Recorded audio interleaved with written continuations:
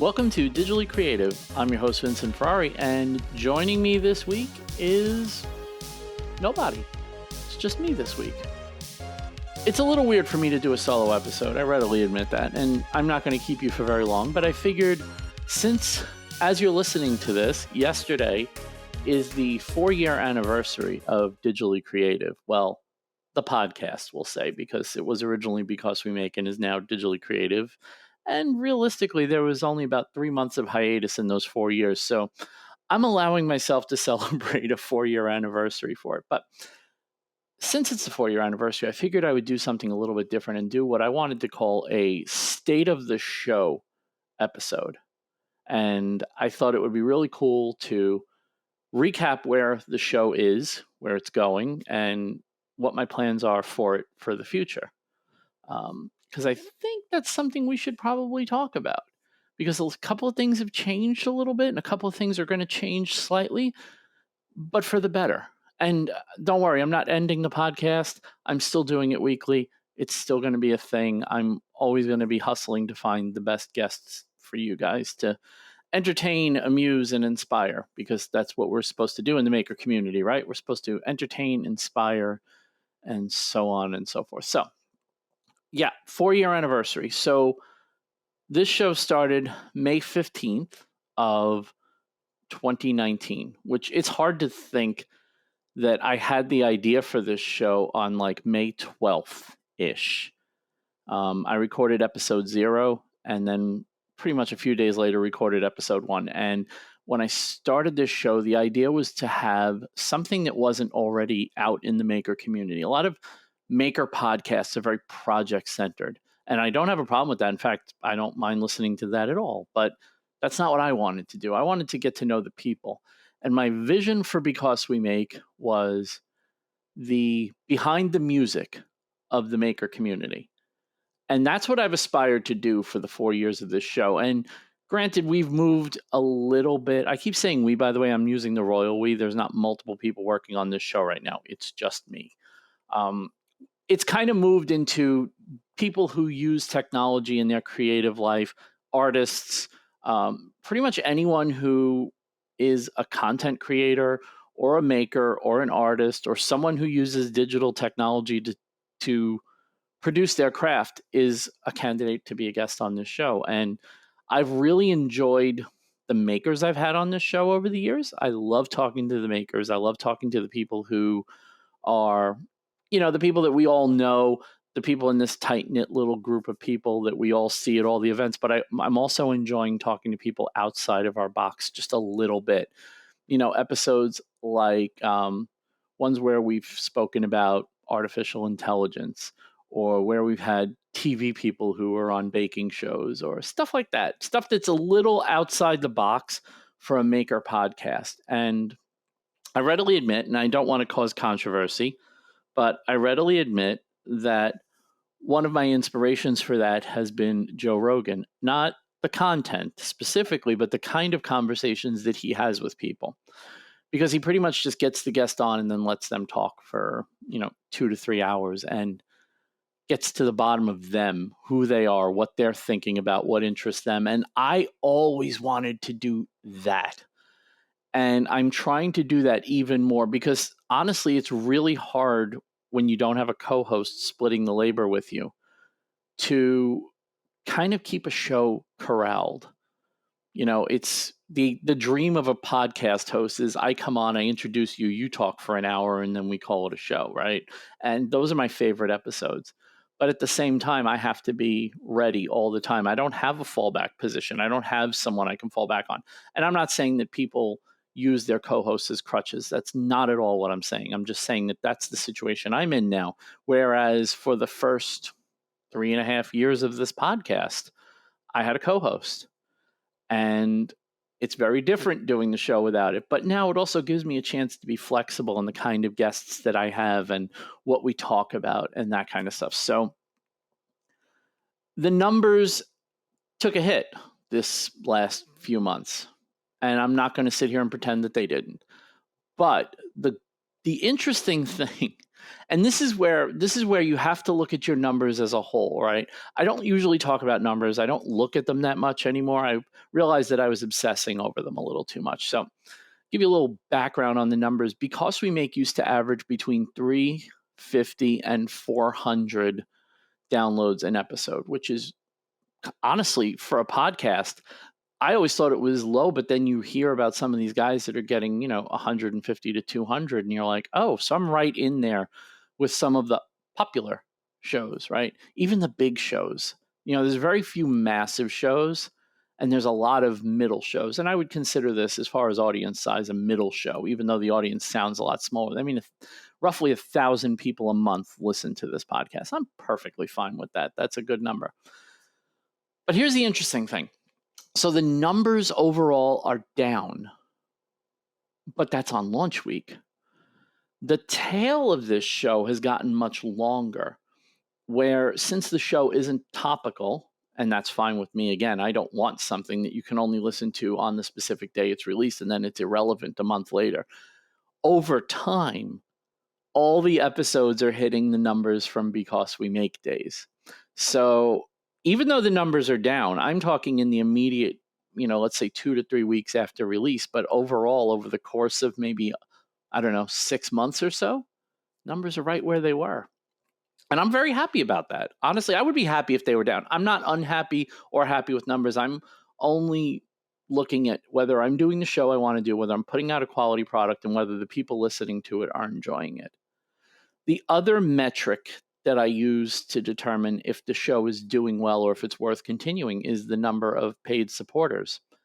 And so far, that number has only gone up. I've not lost any subscribers. I have only gained subscribers since I put this out there as value for value, where people can pay for the show if they like it or not pay for it if they don't. And I am very, very, very happy that so many of you have decided to support this show financially, because realistically, anything that takes me out of the shop, which is my only source of income right now, or anything that distracts me from planning projects or producing content, is actually a bad thing for me if it's not making money. But I'm very happy with the amount of financial support that you all have put out for the show. It means the world to me. I can't begin to tell you how unbelievably stressful it's been for me for the last couple of months, and how hard it's been to not have the safety net. Like for 20 years of my life, if I lost my job, hey, my wife made enough money where, okay, you lost your job, go find another job.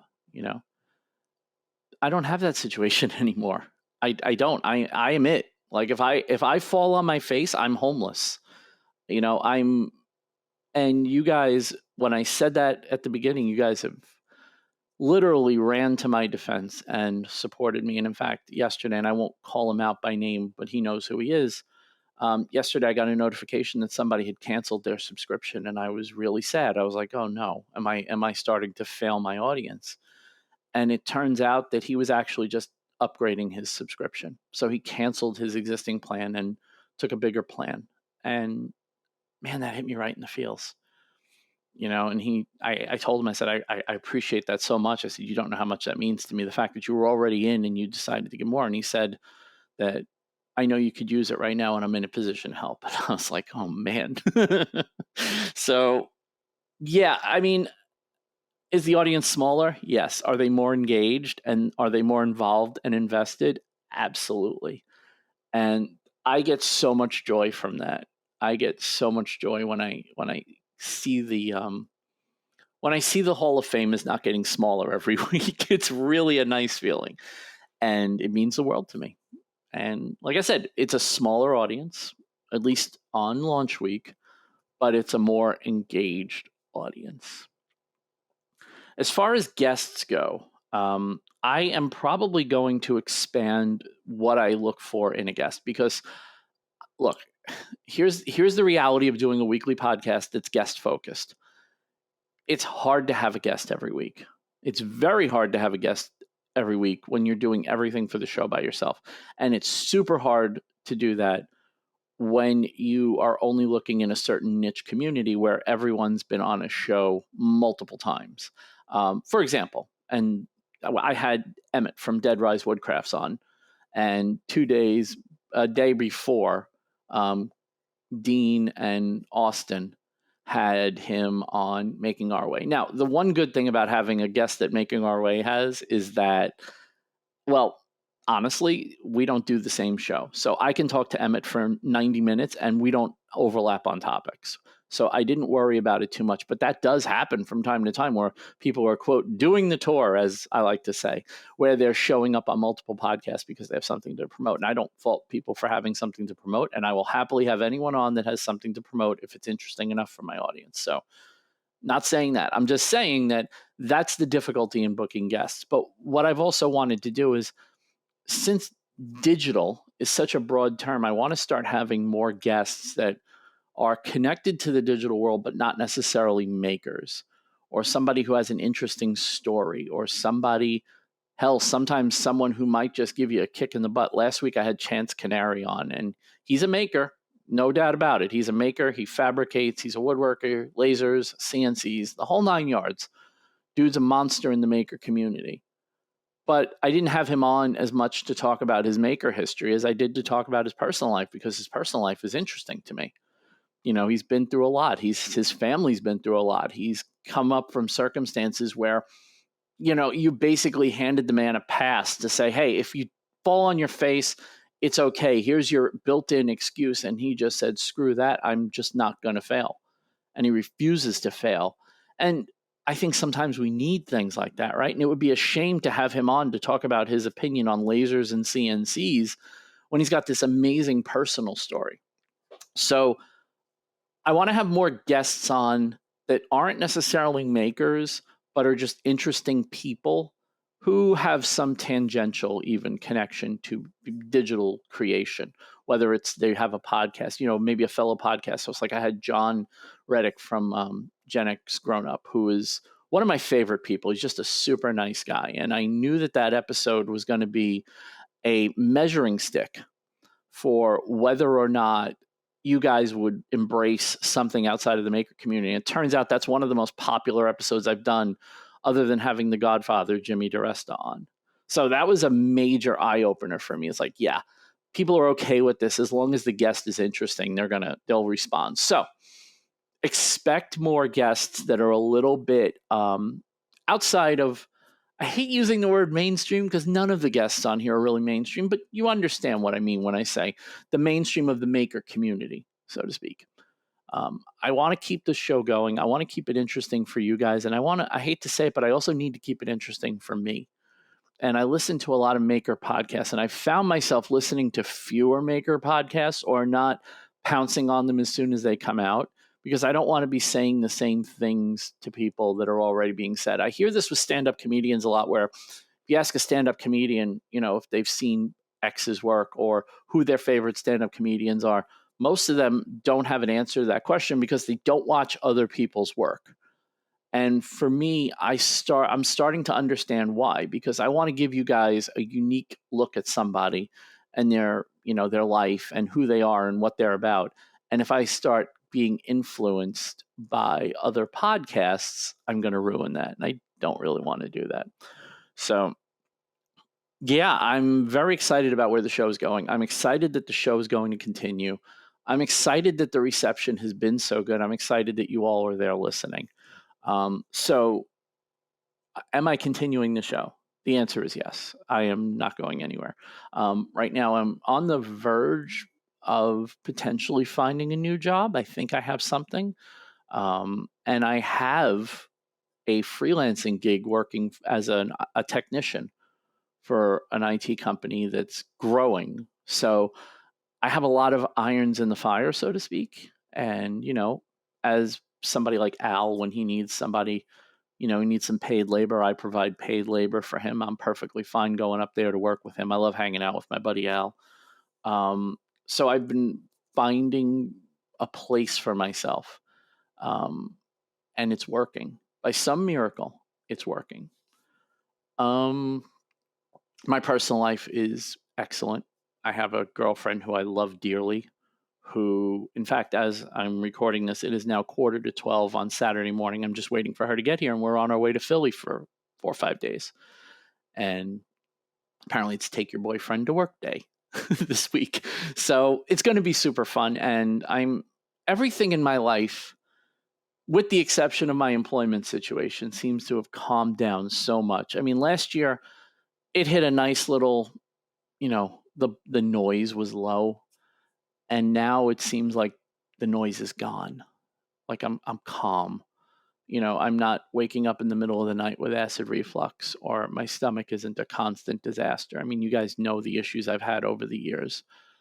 I'm in a better place, and I'm enjoying my life. As terrified as I am about not being able to see 5 feet in front of me, hey, I drive in the fog too, right? You can't see that far in the fog, but you know where you're going. And I know where I'm going. I just got to trust that if I keep going in the direction I'm going, I'm going to get where I'm going. So, yeah. Where do we go next? Let's talk about the merch. I gave people a few extra days, and I'm glad I did, because I got a couple of extra days for these lovely digitally creative t-shirts. I'm really happy with how they turned out, and I can't wait to start getting them in your hands. One of the things I'm going to do while I'm in Philly and Kathy's at work is I'm going to start ordering. I actually have it right here. I'm not going to show it long, but this is my order sheet. So I know exactly how many I have to order, how many transfers, how many shirts. And yeah, I'm very excited about getting these ordered for you guys and getting them into your hands. I did say mid-May, and it's going to be mid-May, just like I promised. I just wanted to give people an ample opportunity to order them if they wanted them. And like I said, I'm glad I did, because I got a couple more orders this week. So that order is going to be put in the next day or two, which is actually, by the time you hear this, it probably will already be in. It's the next day or two as I'm recording this. I think that's about it, guys. I don't know what else to say to convey my gratitude for everything that's happened with this podcast. For the people that helped me bring it back from the dead, the people that listen every week, the people that share the show, the people that have come on the show, people that, told me they would be happy to have the show back when it wasn't here. People like Jimmy DeResta, who told me he would be happy to be my first guest. If I ever did bring the podcast back, and then kept his word. I mean, I'm having a better run in my life with this stuff than I had any right to ever expect that I would. And, when people say that they appreciate what I've given to the makers community, I always feel humbled, because I don't feel like I give anything. I do a podcast, right? But when another maker tells you they love your show and what you do, and this isn't me tooting my own horn, this is me just telling you how blown away I am by the feedback I get from you guys. And as I said when I brought this show back, you all said how much Because We Make meant to you. And I had no idea. I thought it was just another podcast in your rotation. But a lot of people are like, I'm really sorry to see it go. And I'm super happy that I get to give you a similar show in spirit, but a show that's even more in line with the kind of show that I wanted to do when I started Because We Make. It also wouldn't be appropriate to, go through a 4th anniversary State of the show without throwing some credit to Ethan Carter, who was my right-hand man for most of the run of Because We Make, who helped connect me to people I had no connection to whatsoever, and who's still a good buddy of mine. Ethan's going to be on the show in a couple of weeks. There, I let the cat out of the bag a little bit, but we are going to have a little reunion show, me and him, just chatting about stuff now that he's big and famous and doing freaking collaborations with my favorite artist. Damn him. But yeah, I'm very excited about that. I'm very excited to chat with Ethan again. It was cool seeing him at Maker Camp. And I'm looking forward to that. Very much looking forward to that. Just kind of old time's sake. I may even use the old intro song just because it would be kind of funny to do that, right? And of course, Brooke Deneau, who was the second host of the show, who really helped me realize how much I actually liked doing this show. I was kind of in a place where I was burning out on it, and she brought back the spark when she came to the show, and her approach to the show was different from mine.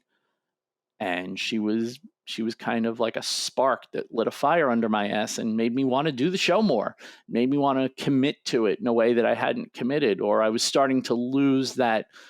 You do something long enough, I don't care what it is, you start to lose the drive for it. And Brooke was always good about that. She made me really want to do that, and I couldn't have kept the show going at that point without her as my co-host. And I'm very grateful to both Ethan and Brooke, because both of you, I don't know if either one of you even listen to the show anymore, but both of you were part of the reason that Digitally Creative exists. And I definitely owe quite a bit to both of you. So thank you for that.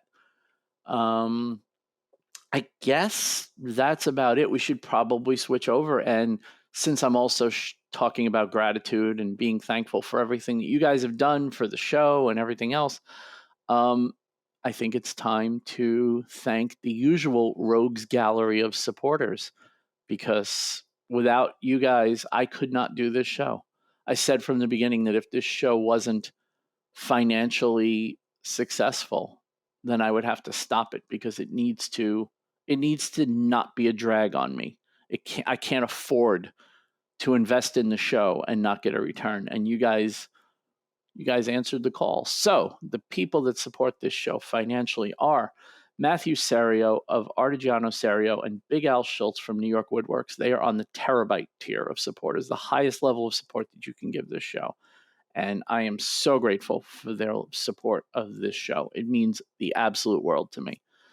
The gigabyte tier, which is my second tier of supporters, Tori Decker from Tori Did It, Ed Swanson of Ed's Clocks and More, Jake Drews of Make with Jake. I always say Make with Drake. It's Make with Jake. Sorry, Jake. Megan Chris from Onyx Designs Woodwork, and Christian Neary of Warren Works. At the megabyte tier, we have Jeff Stein, a weird guy, Kim and Garrett from Kim and Garrett Make It, Rory Langefeld of RLL Woodworks and DIY, Robert J. Keller of, Robert J. Keller. He's his own guy. He doesn't have a thing. Rebecca Cole of Beck C Designs, Brian Arsenault, the Seven Hills Maker, Lars Coleman of Colorado Multicraft, Dave Bauer of Dave Bauer Art, Nick Birchtold of Birchtold Design Build, and Donald LeBlanc of Fun with Woodworking. And then at the byte tier, Jeremy Speece, Mike of Pixels to Prototype, Grant Alexander of the Clamp Podcast, Brad Harrison of Brad's Customs, and Billy Polton of Polton Projects. Thank you so much to all of you. You guys, most of you have been there since Digitally Creative was born, and it means the world to me. Means the world to me. You guys, a lot of you supported before a show even dropped. And I know I've said this to people and they're like, well, they knew what to expect because you were doing Because We Make. I was like, yeah, but I wasn't doing Because We Make. And this isn't Because We Make. This is Digitally Creative. And people trusted me enough to support me before I even put a single episode out. And that means the world to me. So thank you so much for supporting the show financially. I hope I continue to give you value for that support. I also hope that if you do like this show, you'll find some way to support it, because every little bit does, in fact, help. You can review the show on the podcast platform you get it on. And if you give me a review and I don't read it, I might not have seen it. Don't be afraid to shoot me an email through the contact form at the website and let me know that there's a review waiting, and I will make sure it gets on the air and you get credit for leaving one. Even if it's a bad one, as you know from the Because We Make days, I don't shy away from criticism. I don't mind it, and I have no problem facing it. I'm a big boy. I can handle it. Share the show, leave a review, suggest guests. I've gotten a few good guest suggestions, and I got a couple of interesting guests coming up that I'm very excited about. I have one that I can't believe he's even heard of the podcast, so it's going to be really cool to chat with him. Yeah, I think that's about it. Guys, it's been a wild 4 years. It's been a particularly wild ride since the end of October of last year with this particular podcast. But I'm not going anywhere, and I hope you're not either. thank you so much, so much for making this a great 4 years, for sticking around, for supporting the show, for sharing the show, for the people that have been on the show. Thank you so much for being guests. Just thank you for everything. And I say this with the biggest smile on my face possible. I will definitely not only see you next week, but I will see you for many, many episodes to come. Thank you so much for listening. Thank you so much for watching. And I love you all.